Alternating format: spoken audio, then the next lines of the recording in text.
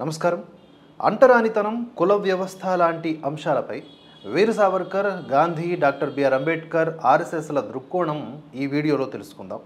ఇది మొదటి భాగమే. ఈ అంశంపై మొత్తంగా 9 వీడియోలు వస్తాయి. మొత్తంగా కలిపి కూడా ఒక వీడియో వస్తుంది. దయచేసి వీటన్నింటినీ కూడా చూసే ప్రయత్నం చేయండి. ప్రఖ్యాత జర్నలిస్టు, రచయిత, వాజ్పేయి గారి ప్రభుత్వంలో కేంద్ర మంత్రిగా కూడా పనిచేసినటువంటి శ్రీ అరుణ్ సౌరి గారు ఈ మధ్య వీర సావర్కర్ గారి మీద the new icon Savarkar and the facts అనే పుస్తకం రాశారు. ఈ పుస్తకం మీద అరుణ్ సౌరి గారి మీద నాకు తెలిసిన విషయాల్ని తర్వాత చెబుతాను. ఈరోజు ఈ వీడియోలో పెద్దలు శ్రీ నారాయణ శర్మ ఘడియారం వెంకట గారు వ్రాసినటువంటి ఒక పోస్టుపై స్పందనగా చెబుతూ ఉన్నాను. శ్రీ శర్మ గారు పండితులు. సంగీతం అంటే వారికి చాలా ఇష్టం ఉండటం మాత్రమే కాదు, కంఠస్వరం కూడా చాలా బాగుంటుంది. వారు మార్చి 28వ తేదీన వీర సావర్కర్ గారి ప్రకారం హిందువులను 7 సంకెళ్ళు బంధించి కదలకుండా చేస్తూ ఉన్నాయి, వీటిని తెంపి పారేయడం చాలా అవసరమని ఆ 7 సంకెళ్ళు ఏవో కూడా చెప్పారు. 1. వేదాలను ఎవరు చదవాలి, ఎవరు చదవరాదు అనే నిషేధం. 2. త్రాగే నీళ్లను ముట్టుకోవడంపై నిషేధం. 3. అస్పృశ్యులు వండినటువంటి లేదా వడ్డించిన ఆహారం తినడంపై నిషేధం. 4. కులాంతర వివాహాలపై నిషేధం. 5. సముద్రం దాటిన వారిపై నిషేధం. 6. ఇతర మతాల వారిని హిందువులుగా మార్చడంపై నిషేధం. 7. ఇప్పటికే మతం మారిన హిందువులను తిరిగి హిందూ మతంలోకి తీసుకురావడం. ఈ 7ంటిని శ్రీ శర్మ గారు తెలిపి ఇలా అన్నారు. ఆర్ఎస్ఎస్ సభ్యులంతా కూడా గుండె మీద చేయి వేసుకొని మొదటి 5ంటిని పాటిస్తామని ప్రమాణం చేయగలరా అని నాకు అనుమానం. ఎందుకంటే సంఘ సభ్యుల్లోనే కుల వివక్ష ఎక్కువ అని ఆరోపణ చేశారు. ఈ వీడియోలో ఆ ఆరోపణ గురించే మనం ఇక్కడ మాట్లాడుకుందాం. ఈ 7 నిషేధాలను వీర సావర్కర్ తాను 1931లో వ్రాసినటువంటి ది 7 షాకల్స్ ఆఫ్ హిందూ సొసైటీ అనే వ్యాసంలో మొదటగా ప్రస్తావించారు. సావర్కర్ ఆ వ్యాసం వ్రాసే సమయానికి ఆర్ఎస్ఎస్ పుట్టి కేవలం 6 సంవత్సరాలు మాత్రమే అయింది. పైగా అప్పుడు బ్రిటిష్ వారు మన నెత్తి మీద కూర్చునే ఉన్నారు. కేవలం కొంతమంది పిల్లలతో నాగ్పూర్లో డాక్టర్ హెడ్గేవార్ సంఘాన్ని స్థాపించి దాన్ని మరికొన్ని ప్రాంతాలకు విస్తరింప చేయాలని ప్రయత్నం చేస్తున్న సమయం అది. అక్కడి నుండి సంఘం వటవృక్షంలాగా ఎదిగింది. ఈ 100 ఏళ్ల చరిత్ర అందుకు సాక్ష్యం. సంఘం జాతిలోని దాదాపు అన్ని జీవన రంగాలను స్పృశించింది. విద్య, వైద్యం, సంస్కృతి, వ్యవసాయం, కార్మిక రంగం, ఆధ్యాత్మిక రంగం, సేవ, గిరిజన, వనవాసి, ఉపాధ్యాయ, విద్యార్థి రంగం ఇలా. మొదట్లో ఏదో చిన్నపిల్లలు మట్టిలో కబడ్డీ ఆడుకునే గుంపుగా భావించబడిన ఆర్ఎస్ఎస్ నెమ్మదిగా మహాత్మా గాంధీ, డాక్టర్ అంబేద్కర్ లాంటి పెద్దల దృష్టిలోకి రావడం మొదలైంది. ఆ రోజుల్లో స్వాతంత్ర్యం కోసం పోరాడుతున్న ఆనాటి కాంగ్రెస్ పార్టీలో చాలామంది సభ్యులు లేదా నాయకులు కూడా ఆర్ఎస్ఎస్ సిద్ధాంతాన్ని సమర్థించారు. ఒకవైపు స్వాతంత్ర్యం కోసం పోరాడుతూనే మరోవైపు స్వాతంత్ర్యం వచ్చాక దాన్ని ఎలా నిలుపుకోవాలో, ఎలా బలపడాలో అన్న కీలకమైన అంశాలపై కాంగ్రెస్ దగ్గర బ్లూ ప్రింట్ లేదని డాక్టర్ హెడ్గేవార్ గమనించారు. ఆయన దాని మీద దృష్టి పెట్టి పనిచేస్తూ వచ్చారు. దేశం కోసం నిష్ఠ, నిస్వార్థం, అంకిత భావం, సేవా దృక్పథంతో పనిచేసే వ్యక్తులు పెరిగితే జాతిలోని అన్ని రంగాలలోనూ మంచి మార్పు వస్తుందని ఆయన గట్టిగా నమ్మి పనిచేశారు. 1925 నుండి కూడా ఆర్ఎస్ఎస్ హిందూ సమాజాన్ని ఒక యూనిట్గానే లేదా ఒక కుటుంబంగానే చూసింది, కానీ విడిగా కులాలు, ప్రాంతాలు, భాషలు ఉన్న సమాజంగా చూడలేదు. కేవలం 9 ఏళ్లలోనే అంటే 1934లో సాక్షాత్తు మహాత్మా గాంధీ గారికే ఈ విషయం స్పష్టమైంది. ఎన్నటికీ మరువలేని ఆ చరిత్రాత్మక క్షణాలను ఇప్పుడు మనం తెలుసుకుందాం. డిసెంబర్ 25, 1934 మహారాష్ట్రలోని వార్ధా జిల్లాలోని సేవాగ్రామ్ ఆశ్రమంలో గాంధీ విడిది చేశారు. దానికి దగ్గరలోనే కొంతమంది యువకులు రాత్రి పగలు కష్టపడుతూ ఏదో పెద్ద కార్యక్రమం కోసం ఏర్పాటు చేస్తున్నారు. గాంధీజీ చాలా ముచ్చటపడి అదేమిటి అని ఆరా తీశారు. అది ఆర్ఎస్ఎస్ శిబిరానికి జరుగుతున్న ఏర్పాట్లు అని, వారందరూ స్వయం సేవకులు అని గాంధీకి ఆశ్రమవాసులు చెప్పారు. ఈ విషయం స్వయం సేవకులు కూడా అప్పుడు ఆ శిబిరం నిర్వహణ పనులు చూస్తున్నటువంటి శ్రీ అప్పాజీ జోషి గారికి కూడా చెప్పారు. ఆయన సంతోషించి స్వయంగా ఆశ్రమానికి వెళ్ళి గాంధీ గారిని ఒకసారి శిబిరం దర్శించవలసిందిగా ఆహ్వానించారు. గాంధీజీ ఆర్ఎస్ఎస్ శిబిరంలో అడుగుపెట్టారు. అక్కడ స్వయం సేవకుల క్రమశిక్షణ, అంకిత భావం, నిరాడంబరత చూసి గాంధీ ఆశ్చర్యపోయారు. అంతకంటే ఆశ్చర్యపోయిన ఒక సంఘటన కొన్ని నిమిషాల తరువాత జరిగింది. గాంధీజీ శిబిరంలో అలా ముందుకు నడుస్తూ స్వయం సేవకుడైనటువంటి ఒక యువకుడిని ఆపి అతడి కులం ఏమిటి, కులం గురించి అడిగారనమాట. కేవలం పరీక్షించాలనే ఉద్దేశంతోనే అడిగారు అనుకుందాం. అందుకు ఆ యువకుడు సంఘంలో బ్రాహ్మణ, మరాఠా, అస్పృశ్య మొదలైన తేడాలు ఉండవని, నిజానికి ఇక్కడ మాకు ఎవ్వరికీ ఇతర స్వయం సేవకుల యొక్క కులాలు తెలియవు అని, అది మాకు అవసరం కూడా లేదని, మేమంతా హిందువులం, అంతే చాలు మాకు అన్నాడు. ఆశ్చర్యపడిన గాంధీజీ పక్కనే ఉన్న అప్పాజీ జోషి గారి వైపు తిరిగి, మన సమాజం నుండి అంటరానితనాన్ని తొలగించడం దాదాపు అసాధ్యం అనిపిస్తోంది, కానీ సంఘం అంటే ఆర్ఎస్ఎస్లో ఈ విషయం ఎలా సాధ్యమైంది? It appears almost impossible to ward off untouchability from our society. How has this phenomenon been made possible in Sangh అని ఆ పుస్తకంలో ఉంటుందన్నమాట. అందుకు శ్రీ అప్పాజీ జోషి ఇలా సమాధానం ఇచ్చారట. ఎక్కువ తక్కువ, స్పృశ్యులు అస్పృశ్యులు, అంటడము అంటరానితనము అనే భావాలను హిందువులలో అంతర్లీనంగా ఉండే ఏకత్వాన్ని మేల్కొల్పడం ద్వారా తొలగించడం సాధ్యమే. ఇది కేవలం మాటలకే పరిమితం కాకుండా సంఘ సభ్యుల ప్రవర్తనలో కూడా ఈ నిజాయితీ ప్రతిబింబిస్తూ ఉంటుంది. ఇందుకు ఘనత డాక్టర్ హెడ్గేవార్కు చెందుతుంది. అప్పుడు గాంధీజీ ఇంకొన్ని అడుగులు ముందుకు నడుస్తూ అక్కడున్న భగవద్ధ్వజానికి సంఘ పద్ధతిలో ప్రమాణం చేశారు. ఇలా ఆ గదిలో ఒక చిన్న చిత్రపటం చూసి ఎవరు వీరు అని అడిగితే డాక్టర్ హెడ్గేవార్ వీరే, సంఘ స్థాపకులు అని చెప్పారు శ్రీ అప్పాజీ జోషి. వెంటనే మహాత్మా గాంధీ ఇలా అన్నారట, నేను వారిని కలవచ్చా? సంఘం గురించి నేను స్వయాన వారి నుండే వినాలి అనుకుంటున్నాను. Will it possible to meet doctor Hedgewar? If possible I want to hear about the Sangh directly from him అని అంటారంట. మహాత్మా గాంధీ గారే దాదాపుగా అసాధ్యమన్న అస్పృశ్య నివారణను ఆర్ఎస్ఎస్ ఎలా సాధ్యం చేయగలుగుతోంది? ఈ విషయాన్ని మనం రెండో భాగంలో తెలుసుకుందాం. జై హింద్, జై భారత్. నమస్కారం. అంటరానితనం, కుల వ్యవస్థ లాంటి అంశాలపై వీర సావర్కర్, డాక్టర్ అంబేద్కర్, మహాత్మా గాంధీల మరియు ఆర్ఎస్ఎస్ల దృక్కోణం రెండవ భాగం ఇది. మొదటి భాగం మిస్ అయి ఉంటే దయచేసి ఛానల్ని విజిట్ చేసి చూడండి, తప్పకుండా నచ్చి తీరుతుంది. ఇక ఈ వీడియోలోని వివరాలు చూద్దాం. గాంధీజీ కూడా ఆర్ఎస్ఎస్ స్వయం సేవకుడే. ఒకంత ఆశ్చర్యం కలిగించే ఈ వాక్యం అబద్ధం కాదు. ఎలా అంటే, ఒక మారు ఒక వ్యక్తి ప్రపంచంలో ఎక్కడైనా ఆర్ఎస్ఎస్ శాఖకు వచ్చి భగవద్ధ్వజం ముందు ప్రణామం చేస్తే ఆ వ్యక్తి అప్పటి నుంచి స్వయం సేవకుడే. ఆ తరువాత అతను ఆర్ఎస్ఎస్కు మళ్ళీ రాకపోయినా కూడా 1934 డిసెంబర్ 25 నాడు గాంధీ శాఖకు వచ్చి ప్రణామం చేశారు కాబట్టి వారు స్వయం సేవకులే. ప్రస్తుత తెలంగాణ ముఖ్యమంత్రి గారు, ఆయనలాగే అనేక మంది నాన్ బీజేపీ రాజకీయ నాయకుల్లో చాలామంది స్వయం సేవకులే. సరే, ఆ విషయం అటుంచి 1934 డిసెంబర్ 25వ తేదీ డాక్టర్ హెడ్గేవార్ తన పర్యటన ముగించుకొని వార్ధా శిబిరానికి వచ్చారు. ముందు రోజే మహాత్మా గాంధీ గారు శిబిరానికి వచ్చారని తెలుసుకొని చాలా సంతోషించారు.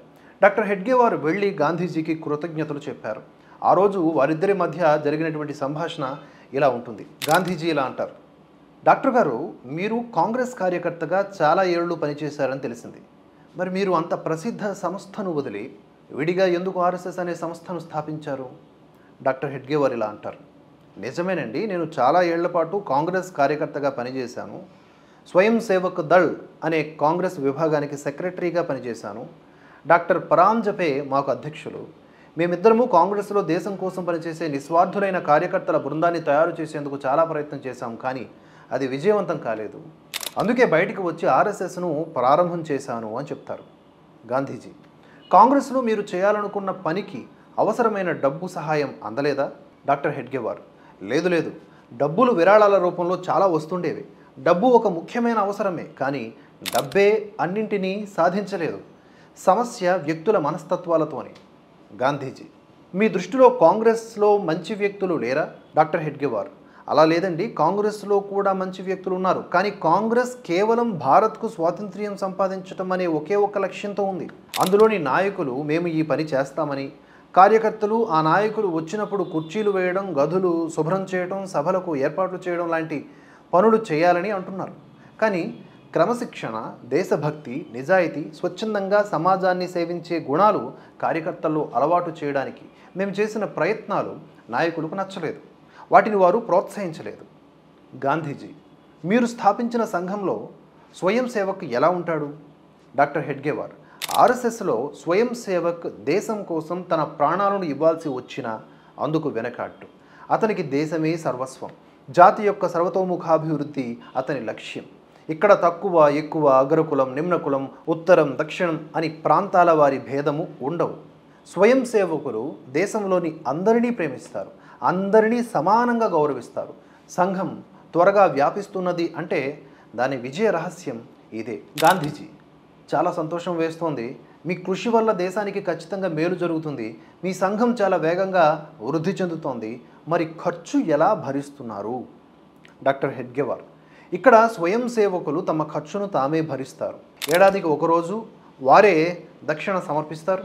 సంఘాన్ని అభిమానించేవారు కూడా ఆ ఒక్కరోజే సంఘానికి డబ్బును సమాజ పరమేశ్వరుడికి అర్పిస్తారు. గాంధీజీ, వింటుంటే చాలా ఆశ్చర్యంగా ఉంది. మీ సమయమంతా ఈ సంస్థను నడపడానికి విస్తరించడానికి సరిపోతోంది. మరి మీరు డాక్టర్ వృత్తికి కుటుంబానికి సమయం ఎలా ఇస్తున్నారు? డాక్టర్ హెడ్గేవార్, నేను డాక్టర్ వృత్తిని చేయటం లేదు, నేను వివాహం చేసుకోలేదు. గాంధీజీ, మీ దేశభక్తిని నిస్వార్థ భావనను తెలుసుకున్నాక మీ కృషి తప్పక ఫలిస్తుందని నాకు పూర్తి విశ్వాసం కలిగింది. మీరు మీ కార్యంలో విజయం సాధించాలని మనస్ఫూర్తిగా కోరుకుంటున్నాను అని చెప్పారు. తదుపరి 3వ భాగంలో మరిన్ని కీలకమైన విషయాల్ని తెలుసుకుందాం. ఆర్ఎస్ఎస్ గురించి, అలాగే ఆ చుట్టుపక్కల అప్పుడున్నటువంటి పరిస్థితుల గురించి. జై హింద్, జై భారత్. నమస్కారం. ఆర్ఎస్ఎస్, గాంధీ మరియు స్వాతంత్ర్య పోరాటం, ఇది 3వ భాగం. ఈ అంశం మీద మొదటి 2 భాగాలు ఛానల్లో అప్లోడ్ అయి ఉంటాయి. దయచేసి చూడండి, మీకు తప్పకుండా నచ్చుతుంది కంటెంట్. ఇక ఈ వీడియోని మొదలు పెడదాం. నారాయణ శర్మ అనే ఒకరు తమ ఫేస్బుక్ వాల్ మీద ఆర్ఎస్ఎస్ను, ఆర్ఎస్ఎస్ అభిమానుల్ని బత్తాయిలు అనే కించపరిచే పేరుతో సంబోధిస్తూ విమర్శలు చేశారు. ఆ వ్యాసానికి స్పందనగా ఈ కంటెంట్ అందించినటువంటి పి సతీష్ గారు స్పందిస్తూ ఒక కామెంట్ చేశారు. దానికి ఆయన స్పందిస్తూ 5 ప్రశ్నలు అడుగుతూ వీటికి సమాధానం చెప్పగలరా అని ఆయన చెప్పడంతో ఆ 5ంటికి సమాధానాలు పి సతీష్ గారు చెప్పారు. అవే ఇప్పుడు మనం వీడియోల రూపంలో తెలుసుకుంటూ ఉన్నాం. ఇప్పుడు ఈ వీడియోలో వారు అడిగినటువంటి మొదటి ప్రశ్నకి సమాధానం తెలుసుకుందాం. ఏంటా ప్రశ్న అంటే, ఆర్ఎస్ఎస్ లేదా హిందూ మహాసభల సభ్యులు స్వాతంత్ర్య పోరాటంలో ఎంతమంది పాల్గొన్నారు? ఒకవేళ పాల్గొని ఉంటే అంత తక్కువ మంది ఎందుకు పాల్గొన్నారు? ఇప్పుడు సమాధానం తెలుసుకుందాం. ఈ ప్రశ్నను 1947 నుంచి ఆర్ఎస్ఎస్ అంటే గిట్టని వారు అడుగుతూనే ఉన్నారు.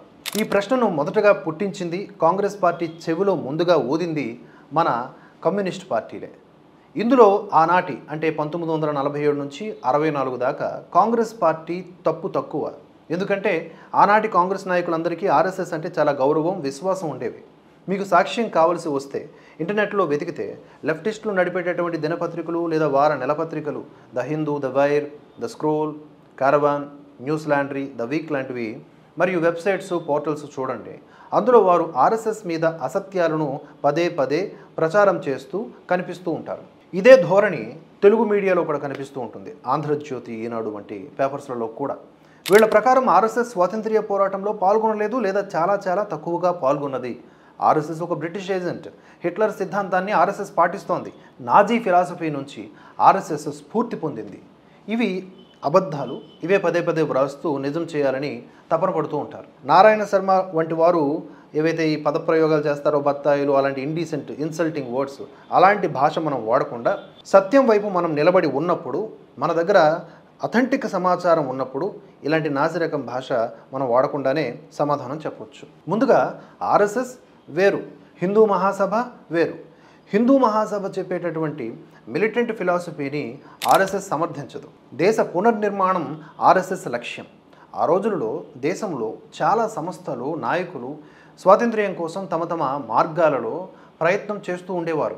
అటువంటి వారందరూ కూడా కాంగ్రెస్ పార్టీలో ఉంటూ కాంగ్రెస్తో నడుస్తూనే వారి పంథాలో ఉద్యమాలు చేసేవారు. అందరి లక్ష్యం ఒకటే, బ్రిటిష్ వారి నుండి భారతదేశానికి స్వాతంత్ర్యం తెచ్చుకోవటం.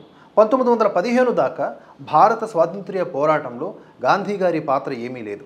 కానీ ఆయన కంటే ముందుగా అనేక ఏళ్ల నుండి స్వాతంత్ర్య పోరాటం జరుగుతూనే ఉండింది. అసలు 1885 వరకు కాంగ్రెస్ పార్టీ అనేది కూడా లేదు.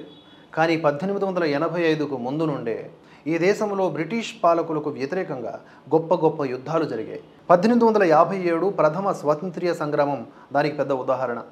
గాంధీ గారు సీన్లోకి రావడానికి 10 సంవత్సరాల ముందే డాక్టర్ హెడ్గేవార్ పోరాటంలో ఉన్నారు. ఆయన 1906లో నైల్ సిటీ స్కూల్ మెట్రిక్, ఈ కాలపు ఎస్ఎస్సి చదువుతున్నప్పుడే పిల్లలను కలిపి బడికి వస్తున్నటువంటి బ్రిటిష్ ఇన్స్పెక్టర్కు వ్యతిరేకంగా కార్యక్రమం చేపట్టాడు. వందే మాత్రం నినాదాలు ఇస్తూ బ్రిటిష్ వాళ్ళు మా దేశం విడిచి వెళ్ళిపోవాలి అని ధైర్యంగా ఎదురు తిరిగినప్పుడు హెడ్గేవార్ను స్కూల్ నుంచి డిస్మిస్ చేశారు. ఆ ఊళ్ళో బ్రిటిష్ వాళ్ళ జెండా యూనియన్ జాక్ను తొలగించి మన కాషాయ పతాకం ఎగురవేశారు హెడ్గేవార్. అప్పటికింకా త్రివర్ణ పతాకం లేదు. గాంధీజీ వచ్చాక 1921, 1930, 1942లలో దేశంలో పెద్ద ఎత్తున ఉద్యమాలు నడిచాయి. డాక్టర్ హెడ్గేవార్ మొదటి 2 వాటిల్లో చాలా చురుగ్గా పాల్గొన్నారు.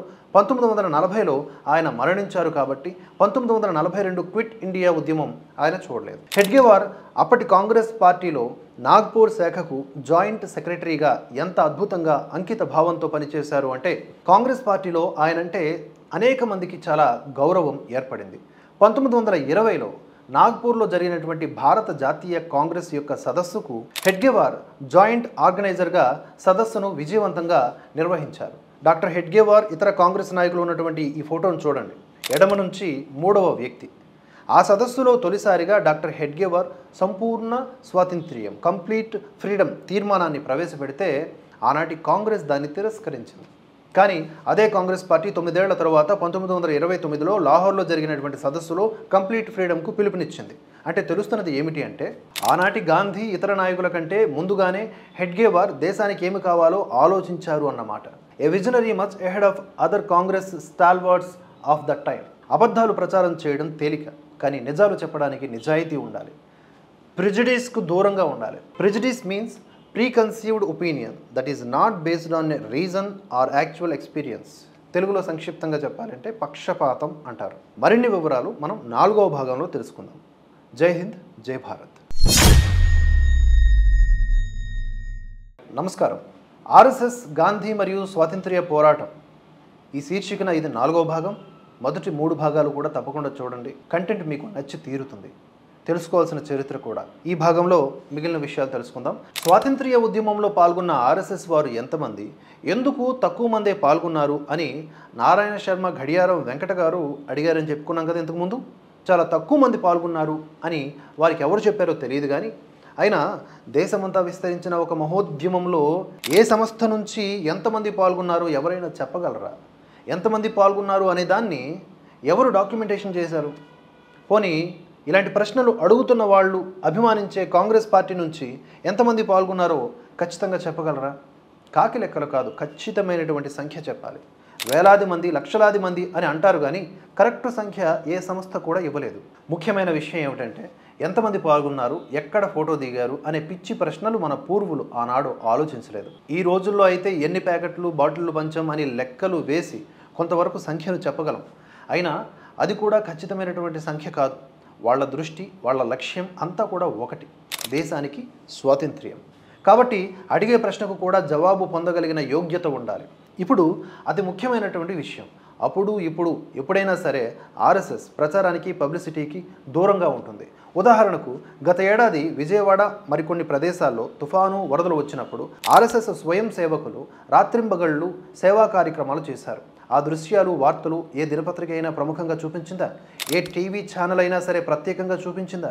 స్వాతంత్ర్య ఉద్యమంలో తమ యొక్క పాత్రను ఎంతమంది పాల్గొన్నారు, ఎందరూ జైళ్లకు వెళ్లారు అనే విషయాలను ఆర్ఎస్ఎస్ డాక్యుమెంటేషన్ చేయలేదు. డాక్టర్ హెడ్గేవార్ అయినా తర్వాత వచ్చినటువంటి గురూజీ అయినా పబ్లిసిటీకి వ్యతిరేకం. ఈ సందర్భంగా ఒక వ్యక్తి హెడ్గేవార్ను అడిగితే వారు ఇలా అన్నారట: మనం ప్రసిద్ధి పరాణ్ముఖులుగా ఉంటూ దేశం కోసం పనిచేయాలి. పరాన్ముఖత అంటే ఆసక్తి లేకపోవటం, ప్రచారం పబ్లిసిటీ అంటే ఆసక్తి లేకపోవటం. తల్లికి సేవ చేయడాన్ని కొడుకు ప్రచారం చేసుకుంటాడా? ఇక్కడ మరో ముఖ్యమైనటువంటి విషయం చెప్పుకుందాం. 1942 క్విట్ ఇండియా ఉద్యమం జరుగుతున్నటువంటి సమయంలో ఎవరెవరు అందులో పాల్గొంటున్నారు అని సెంట్రల్ ప్రావిన్స్లో బ్రిటిష్ ప్రభుత్వం నిఘా పెట్టింది. అప్పుడు నిఘా వర్గాలు బ్రిటిష్ ప్రభుత్వానికి ఇచ్చిన నివేదికలోని ఈ వాక్యం చూడండి: the RSS cadre had dominated Congress protests in places where it was strong. RSS శాఖలు బలంగా ఉన్న చోట బ్రిటిష్ ప్రభుత్వానికి వ్యతిరేకంగా జరుగుతున్నటువంటి క్విట్ ఇండియా ప్రదర్శనల్లో కాంగ్రెస్ నిరసనల్ని ఆర్ఎస్ఎస్ డామినేట్ చేస్తోంది. అంటే దాని అర్థం ఏంటి? ఆ రోజుల్లో కాంగ్రెస్ కంటే అధిక సంఖ్యలో ఆర్ఎస్ఎస్ కార్యకర్తలు, స్వయం సేవకులు పాల్గొన్నారు అనే కదా. ఇది సాక్షాత్తు బ్రిటిష్ పాలకులు నియమించినటువంటి పోలీసు వర్గాలు ఇచ్చిన రిపోర్ట్. దీన్ని బట్టి ఆర్ఎస్ఎస్ స్వాతంత్ర్య పోరాటంలో ఎంత పెద్ద సంఖ్యలో పాల్గొనిందో మనం అర్థం చేసుకోవచ్చు. మరిన్ని వివరాలు నెక్స్ట్ వీడియోలో తెలుసుకుందాం. జై హింద్, జై భారత్. నమస్కారం. ఆర్ఎస్ఎస్, గాంధీ మరియు స్వాతంత్ర్య పోరాటం ఈ శీర్షికన ఇది 5వ భాగం. ముందు భాగాలన్నీ కూడా అప్లోడ్ ఆల్రెడీ అయి ఉన్నాయి మన ఛానల్లో. దయచేసి చూడండి, కంటెంట్ మీకు నచ్చుతుంది. ఇక ఈ వీడియోలో ఉన్నటువంటి వివరాలు తెలుసుకుందాం. నారాయణ శర్మ గడియారం వెంకట గారు అడిగినటువంటి ఒక 5 ప్రశ్నల గురించి మనం చెప్పుకున్నాం కదా పూర్వపు వీడియోల్లో. అందులో మొదటి దానికి సుదీర్ఘంగా సమాధానం చెప్పేశాం.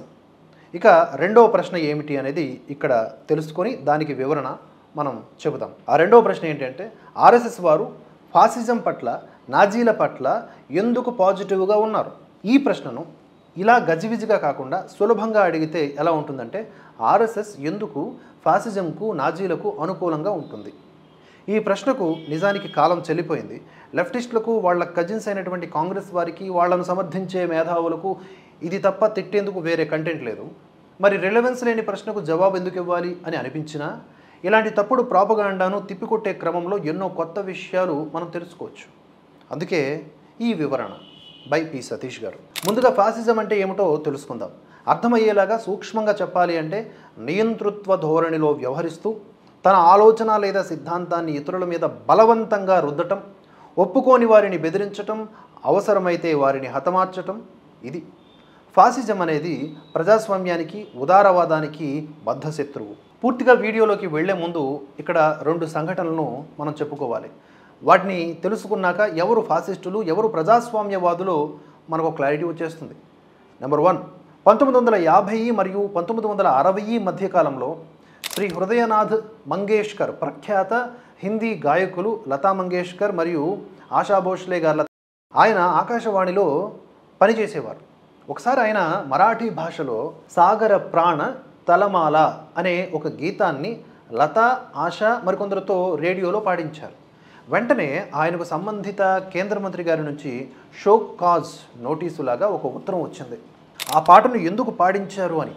అందుకు హృదయనాథ్ 2 వాక్యాల్లో బదులిచ్చారు, గుడ్ పాయిట్, గుడ్ సాంగ్. దానికి వెంటనే కేంద్ర మంత్రి స్పందించి శ్రీ హృదయనాథ్ మంగేష్కర్ను ఉద్యోగం నుంచి తొలగించేశారు. కారణం, ఆ పాటను వ్రాసింది సావర్కర్.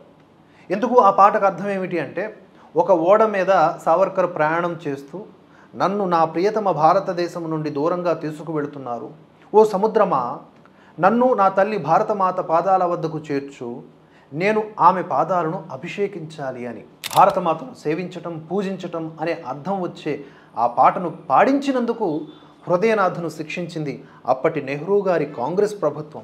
ఇక నెంబర్ 2, ఇందిరాగాంధీ ఐకే గుజ్రాల్ను రష్యాకు భారత రాయబారిగా నియమించింది. ఆయన కాంగ్రెస్ సభ్యుడు. భారత్కు రాయబారిగా కాకుండా ఆయన రష్యాకు రాయబారిగా పనిచేస్తున్నాడని ఆరోపణలు వచ్చేవి. ఇందిరాగాంధీ గారి కాంగ్రెస్ ప్రభుత్వం పడిపోయి జనతా పార్టీ ప్రభుత్వం అధికారంలోకి వచ్చింది. ఖచ్చితంగా గుజ్రాల్ను తొలగించాలి అనే డిమాండ్ పెరుగుతున్న సమయంలో అప్పటి విదేశీ వ్యవహారాల శాఖ మంత్రి Shri Atal Bihari Vajpayee, nothing doing, he is one of my best friends అంటూ గుజ్రాల్నే కొనసాగించారు. ఆయన 1980 దాకా రష్యాలో భారత రాయబారిగా కొనసాగారు. ఎవరు ఫాసిస్టు, ఎవరు ప్రజాస్వామ్యవాది? అందుకనేమో ఆర్ఎస్ఎస్ అంటే నారాయణ శర్మ గారిలాగా ద్వేషం నింపుకునే సిపిఎం కూడా గత నెల ఆర్ఎస్ఎస్ కానీ బీజేపీ కానీ ఫాసిస్టు సంస్థలు కాదు అని ప్రకటించేసింది. కేరళ సిపిఎం ఇలా అనేసరికి చాలా పార్టీలు, మేధావులు అవాక్కయ్యారు. నిజాన్ని ఒప్పుకున్నందుకు సిపిఎంకు ధన్యవాదాలు. మరిన్ని వివరాలు నెక్స్ట్ వీడియోలో తెలుసుకుందాం. జై హింద్, జై భారత్. నమస్కారం. ఒక అబద్ధానికి 100 ఏళ్ళు. ఆర్ఎస్ఎస్, గాంధీ మరియు స్వాతంత్ర్య పోరాటం ఈ శీర్షికన ఇది 6వ భాగం. పూర్వపు భాగాలన్నీ ఆల్రెడీ అప్లోడ్ అయి ఉన్నాయి. దయచేసి చూడండి, కంటెంట్ నచ్చి తీరుతుంది. ఇక ఈ వీడియోలోని వివరాలను తెలుసుకుందాం. ఆర్ఎస్ఎస్ను, ఇతర హిందుత్వ సంస్థలను ఫాసిస్టు సంస్థలు అని, హిట్లర్ను అనుసరించే సంస్థలు అని కాంగ్రెస్ నాయకులు, భారత రాజకీయాల్లో రెలవెన్స్ కోల్పోయినటువంటి లెఫ్టిస్టు పార్టీలు విమర్శిస్తూ ఉంటాయి. కానీ నిజానికి నాజీ నియంత అడాల్ఫ్ హిట్లర్ను మనసా వాచా కర్మణ అనుసరిస్తున్నది ఈ కాంగ్రెస్ అండ్ కమ్యూనిస్టులే. ఎలా అంటారా? హిట్లర్ తన ఆత్మకథ మెయిన్ కాంఫ్లో ఒక చోట ఇలా వ్రాస్తాడు, ఒక అబద్ధాన్ని 100 మార్లు చెబితే అది నిజమని ప్రజలు నమ్ముతారు. ఆర్ఎస్ఎస్ను స్థాపించింది 1925. 2025 సంవత్సరానికి 100 ఏళ్లు పూర్తవుతోంది. ఈ 100 ఏళ్లుగా ఆర్ఎస్ఎస్ ఎదుగుదలను చూసి ఓర్వలేని కాంగ్రెస్, కమ్యూనిస్టులు చెబుతున్నటువంటి అబద్ధం ఇదే. సంఘం ఒక ఫాసిస్టు సంస్థ, హిట్లర్ నాజీయిజం పట్ల అనుకూలంగా ఉండే సంస్థ. తమ చేతుల్లోని మీడియా, యూనివర్సిటీలు, చరిత్ర విభాగాలు తామే వ్రాసిన తప్పుడు చరిత్ర పుస్తకాల ద్వారా ఆర్ఎస్ఎస్ను ఒక నాజీ ప్రేరిత సంస్థగా ప్రాజెక్టు చేయటంలో చాలా వరకు కాంగ్రెస్, కమ్యూనిస్టులు విజయం సాధించారు.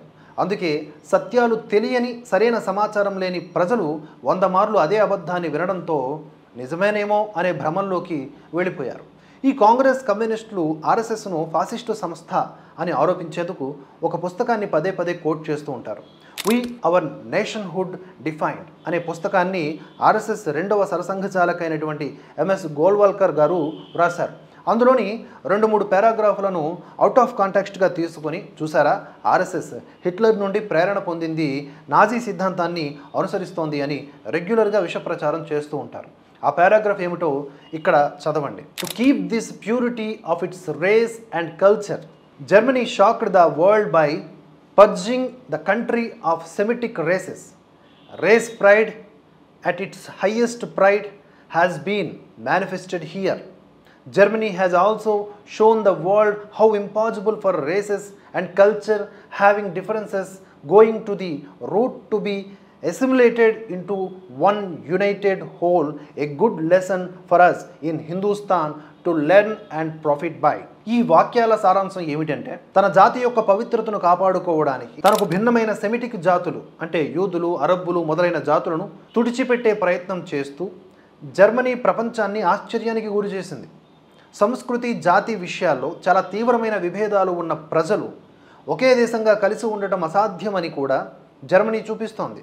భారత్ దీన్ని ఒక పాఠంగా నేర్చుకోవాలి, ఇది దాని అర్థం. దీన్ని పట్టుకొని, చూసారా, ఆర్ఎస్ఎస్ కూడా భారత్లో హిందువులు కాని వారిని తుడిచిపెట్టాలని చూస్తున్నది అని ప్రచారం మొదలుపెట్టారు ఆర్ఎస్ఎస్ వ్యతిరేకులు. నిజానికి గురూజీ చెప్పాలనుకుంటున్నది ఏమిటి అంటే, జర్మనీ చేసిన పొరపాటు భారత్ చేయకూడదు అని.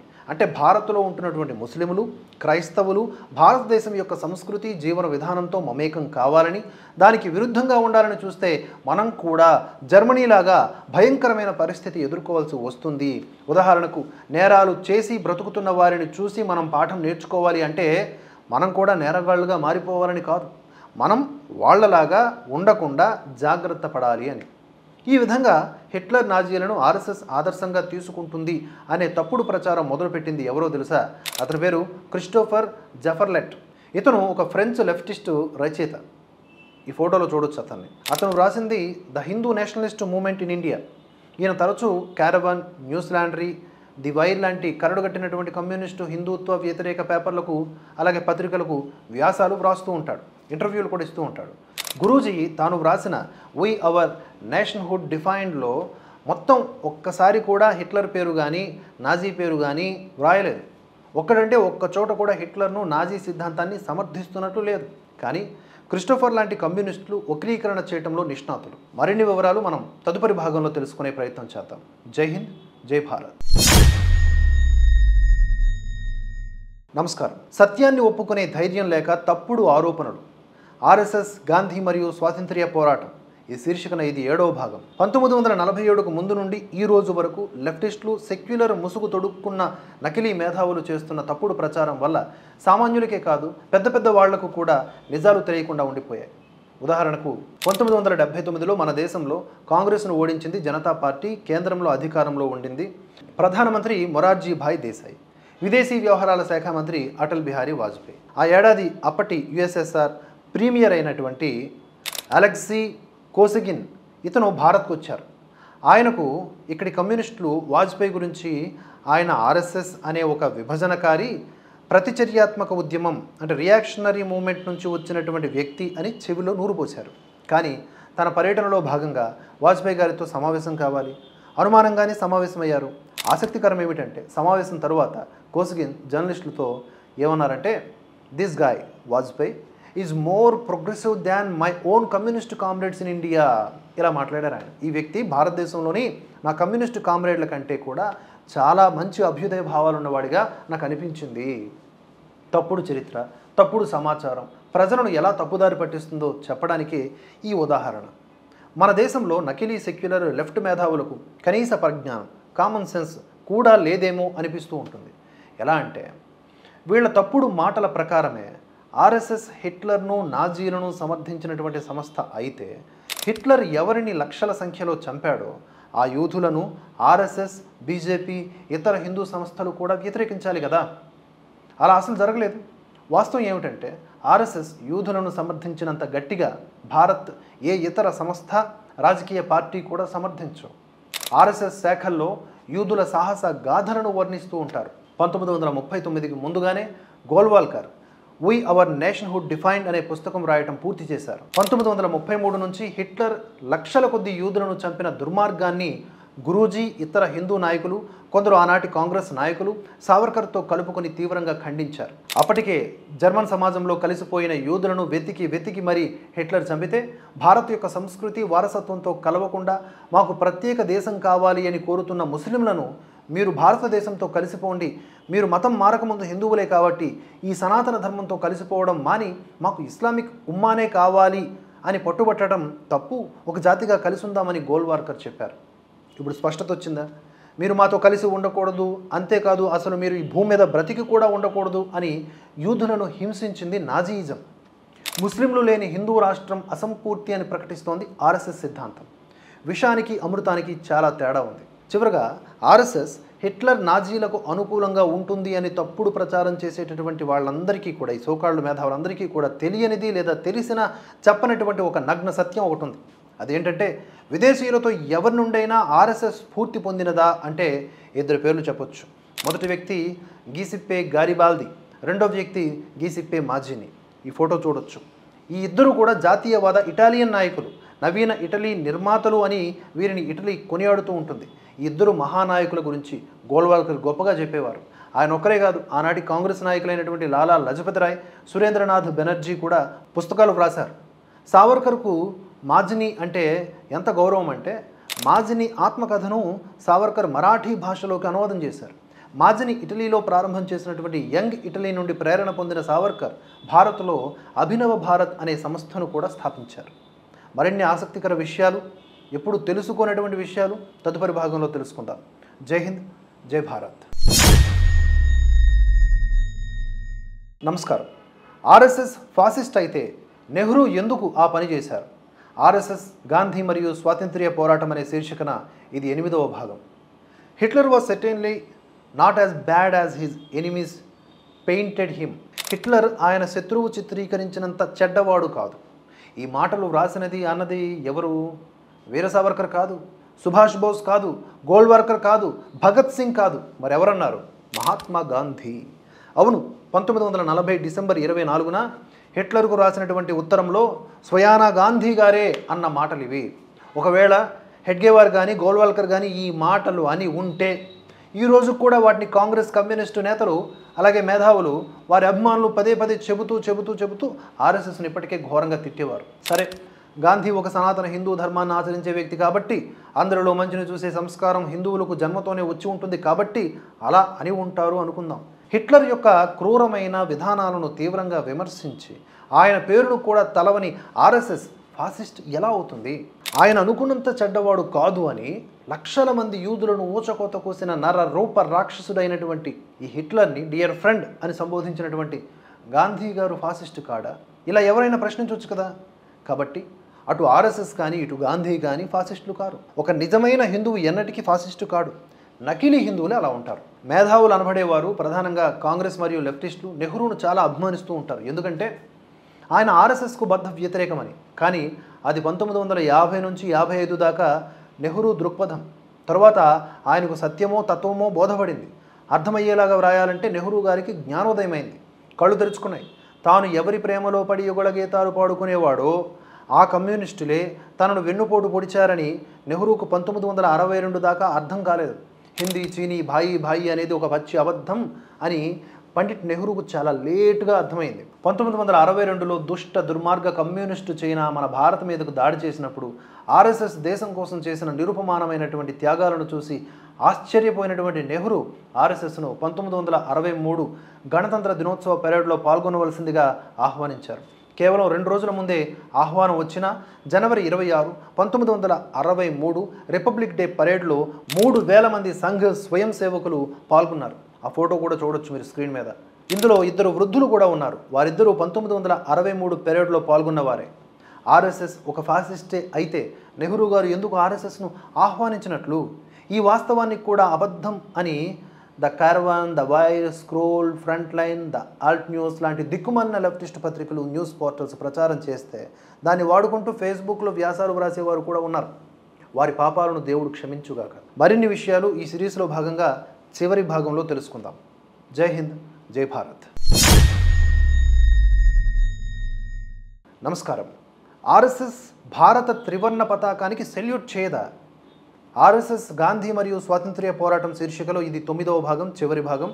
దయచేసి అన్ని వీడియోల్ని చూసే ప్రయత్నం చేయండి. మొత్తం కలిపి ఒక వీడియోగా కూడా పెడతాను. తరచూ ఆర్ఎస్ఎస్ను విమర్శించేవారు అడిగే ప్రశ్న ఇది. అయితే ఇప్పుడు నేను చెప్పబోయేటటువంటి సంఘటన మీరు విన్నాక అది అబద్ధమని మాత్రమే కాదు, అది విష ప్రచారంలో భాగమని కూడా మీకు తెలిసిపోతుంది.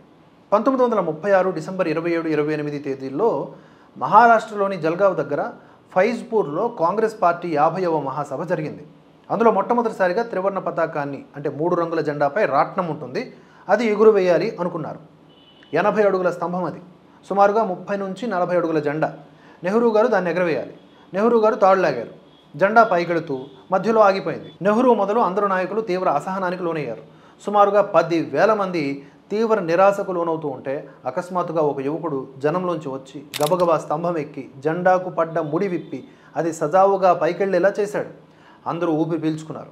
నెహ్రూ గారు యువకుడి భుజం తట్టి, నీవు రేపు సభకు రావాలి, నేను నిన్ను సన్మానిస్తాను అన్నారు. కానీ ఆ మధ్యాహ్నం కొందరు వెళ్ళి నెహ్రూ గారు ఆ యువకుడు ఆర్ఎస్ఎస్ కార్యకర్త అని చెవిలో ఊదారు. నెహ్రూ గారు ఆ యువకుడిని సన్మానం చేసే ఆలోచన మానుకున్నారు. ఎందుకో తెలియదు మరి. కానీ ఆర్ఎస్ఎస్ స్థాపకులు డాక్టర్ హెడ్గేవార్ గారికి ఈ విషయం తెలిసింది.